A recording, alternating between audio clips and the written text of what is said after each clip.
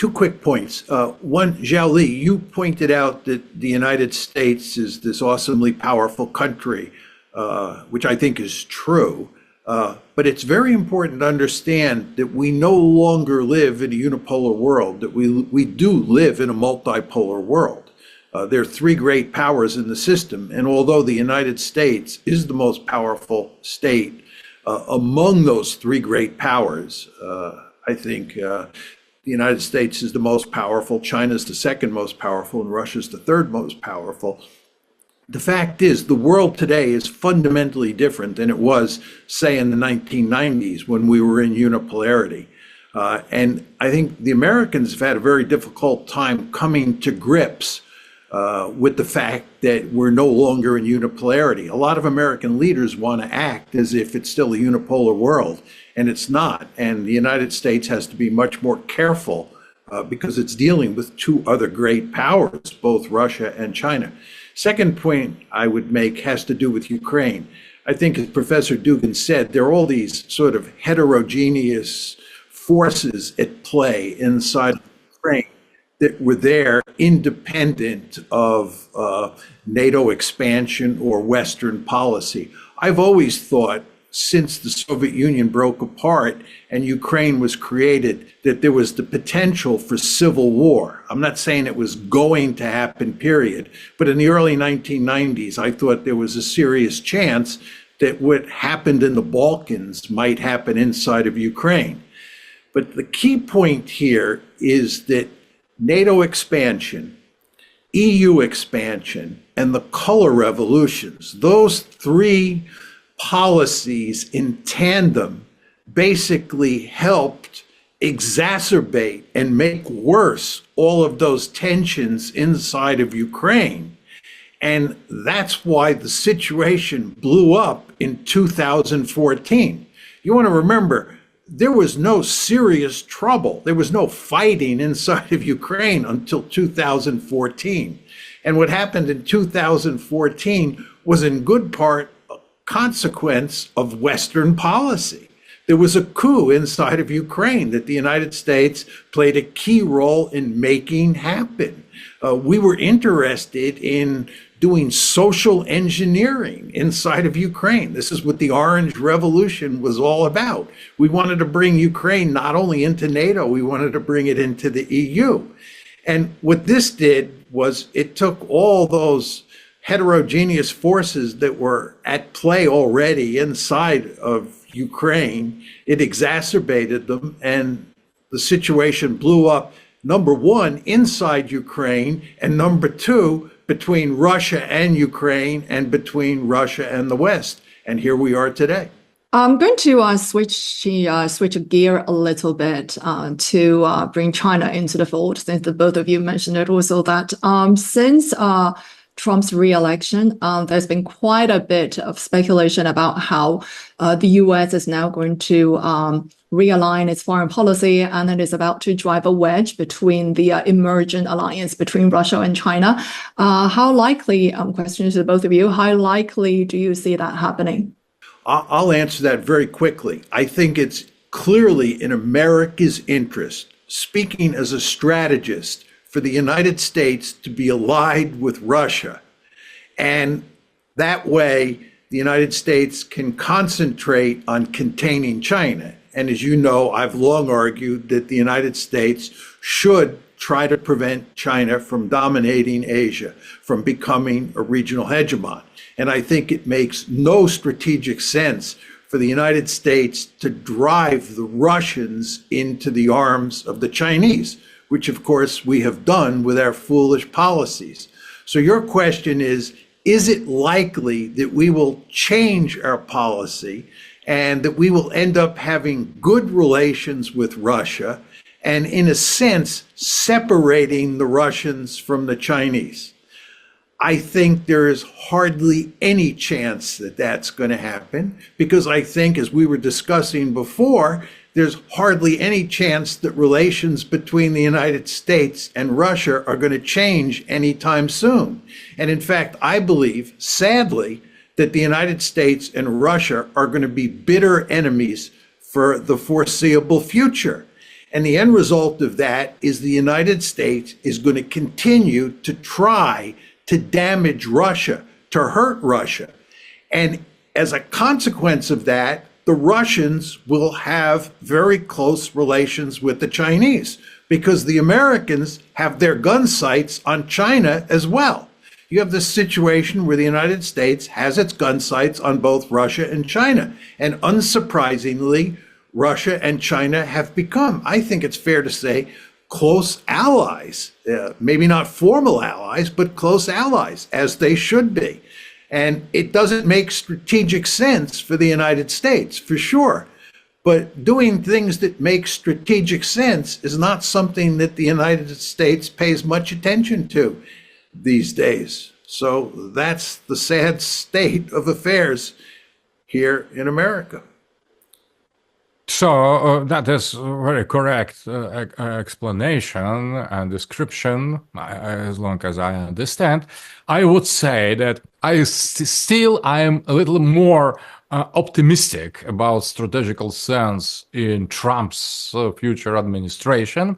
I observe some trends inside of appointments and some people that I have contact with from newly established American Trump's administration that are the signs that maybe, I hope, there will be more strategical dimension in the future American policy, international relations. Relying on these sources or these presumptions, I would say, I could say that Trump will try to rebalance a little bit relations with Russia and China in favor of Russia and against China. That is not only his subjective, individual understanding, but that is the logic, as Mr. Mearsheimer has said, the logic of strategical attitude. And I think that at some point, the new administration of Trump will try to make not peace, but just to calm down relations with Russia and to try to, I would say, to sabotage these strategical alliance, growing alliance between Russia and China. At least he would try. I think he will try to do that. But at the same time, that is an important thing that this strategical alliance between Russia and China, if we accept and if we agree, and I personally totally agree with Mr. Mearsheimer about the conditions of multipolarity already here, not just in the future, not as desire or plan or expectation, but the correct description of the reality, there are at least 3 complete and established poles: United States, obviously, the West, collective West, Russia and China, or China second and Russia. I agree with this consequence. But we should not forget India, Greater India, emerging as well as independent player, not on the side of China, not on the side of United States, not on the side of the Russia, but as something independent. And the Islamic world, now very, very weak, I agree, but Islamic world, Africa, Latin America, new emerging poles, maybe would-be poles, the future poles of multipolarity, they are already here. They are already in BRICS. So they are operating on the second level, establishing more and more elements of this multipolar world system. And in that sense, I think that is not about 3-polar vision. So, for example, to tear Russia from China and to get it closer to the United States, it's hardly imaginable, I think. But at the same time, I think that United States, Washington, will try to do that.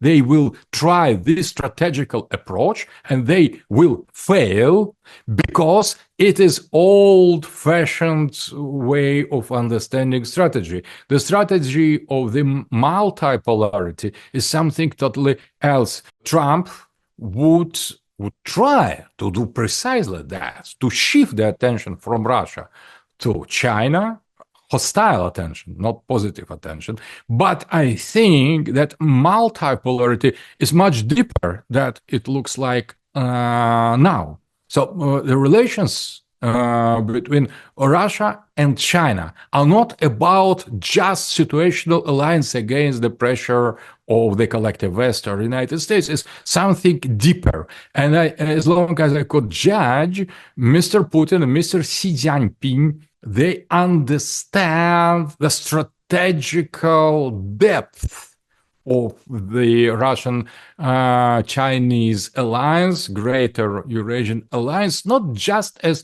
situational response to the challenge of the mutual situation to be under some attack from the West. It's something further. So maybe we could finally doubt that the West is taller and further. Maybe it is smaller and sees closer to its own misconceptions of the reality. Reality of multipolarity demands the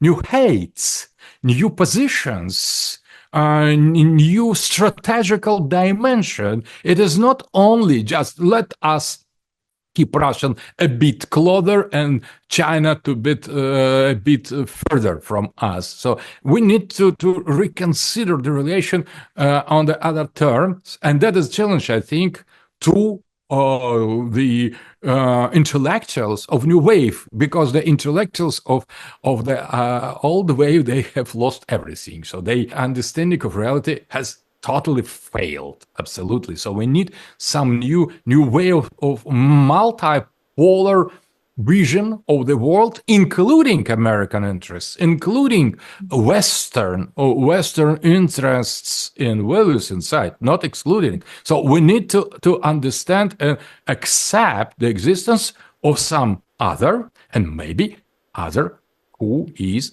hostile to us, but we need to get inside of its brain and to think with him accordingly, not just project our wishful thinking or self-fulfilled prophecy on other. That is my point. A lot of what's been discussed just now, and on many other occasions that the two of you have been quite outspoken about analysis of the current world affairs, it's essentially a guess game on the intention. So if I can direct this next question to Professor Dugin, is that, I mean, we've had quite a few occasions over the past year to see each other in person, but I've never actually had the opportunity to ask you this. And so let's put it in the background of also the current Ukraine conflict, is that tell us about the intention of Mr. Putin, really, because I've heard this from some friends living in Western Europe also, is that their fear is that should Russia's aggression towards Ukraine go any further, it's not going to stop there. Mr. Putin's ambition is to go even further west. So first fold of the question is that to what extent is that true? What is Mr. Putin's true ambition? And the second question is quite specific about China, really. You are a controversial figure in China, not just because your current reported influence in the Russian administration, but more for what you said quite a few years ago, some almost like 20, 30 years ago, that in your book you said, I may be paraphrasing here because of the translation, so correct me if I'm wrong, but you said, from what you see, China is Russia's most dangerous neighbor to the south, and it must be in Russia's interest to the maximum possibility be dismantled, China as a great power. And from that to what you've been talking about multipolarity, what explains your apparent shift in your ideology or your philosophy? So it is not quite a few years, but that was more than 30 years ago that I have proposed my geopolitical understanding of the role of China in front of Russia, and that was beginning of the 90s. So it is not quite few years ago. Beginning of the 90s, that was totally different situation. Russia crashed. Russia totally submitted to the Western globalist agenda, unipolar moment, and China, in our eyes, was the kind of accomplice, the power that has betrayed Eastern identity and joined globalization process in order to be the part of the global pro-Western system. That looked like that.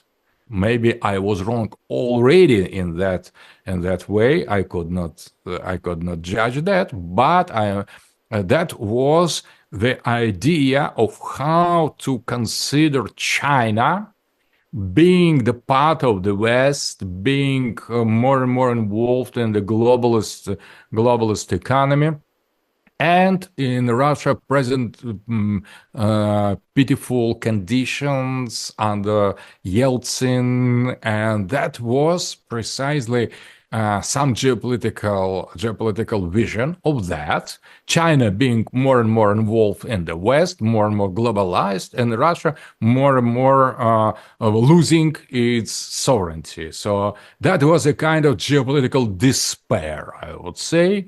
And the thoughts like that, they belong to this epoch. When I've tried when first of all, when Putin came to power, and second, when Xi Jinping came to power, we, in my eyes, in my Russian patriotic eyes, the situation was very, very different.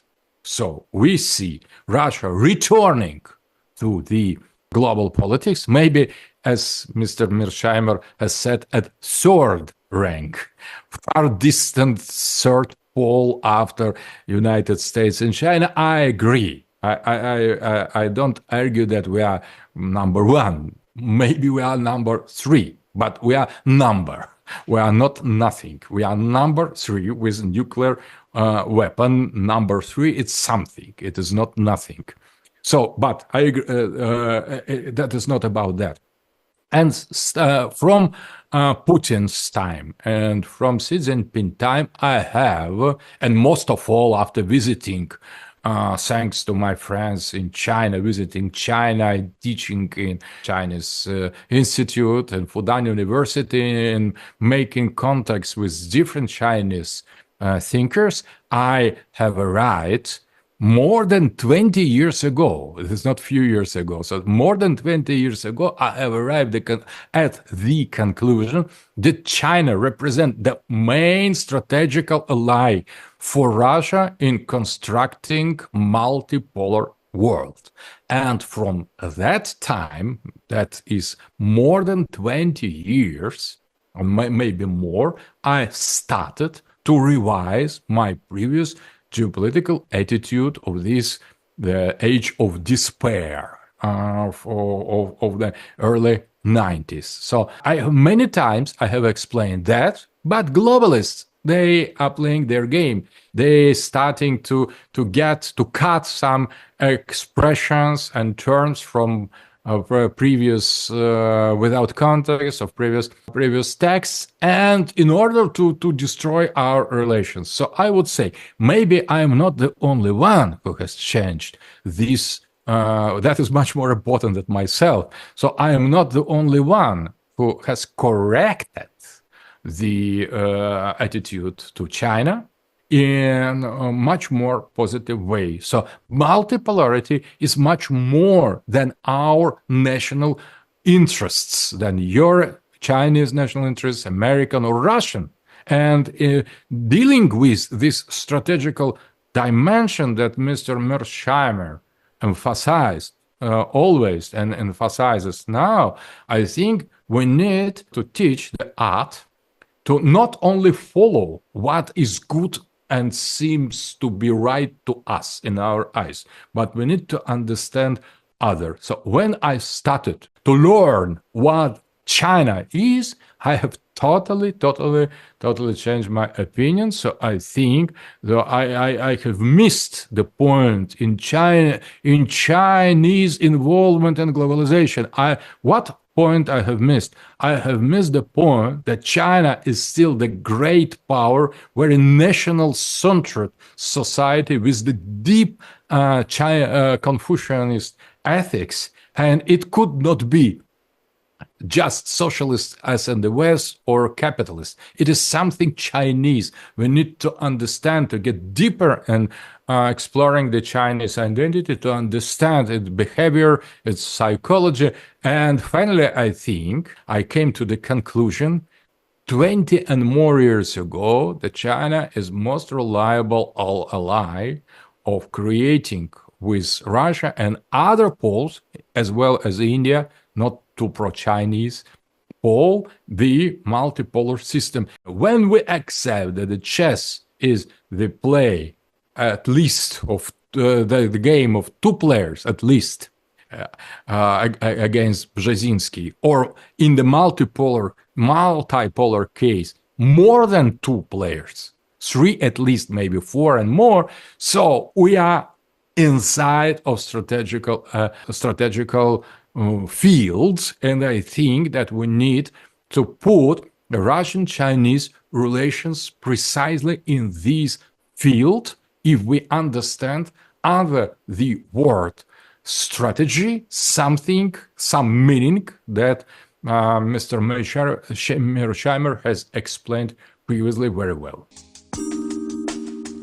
姐妹们总烦恼脸上细纹、干燥与暗沉，现在起跟我一起放心交给 KS Royal Face 皇家颜值逆时奇迹系列。KS Royal Face 皇家颜值逆时奇迹系列，它添加5种 EGF， 专门防止肌肤老化，强化皮肤修复，增加肌肤弹性水嫩，轻松抚平皱纹，换回青春自信。KS Royal Face 皇家颜值逆时奇迹，活肤露、全效精华、精华霜，即刻启动冻龄密码。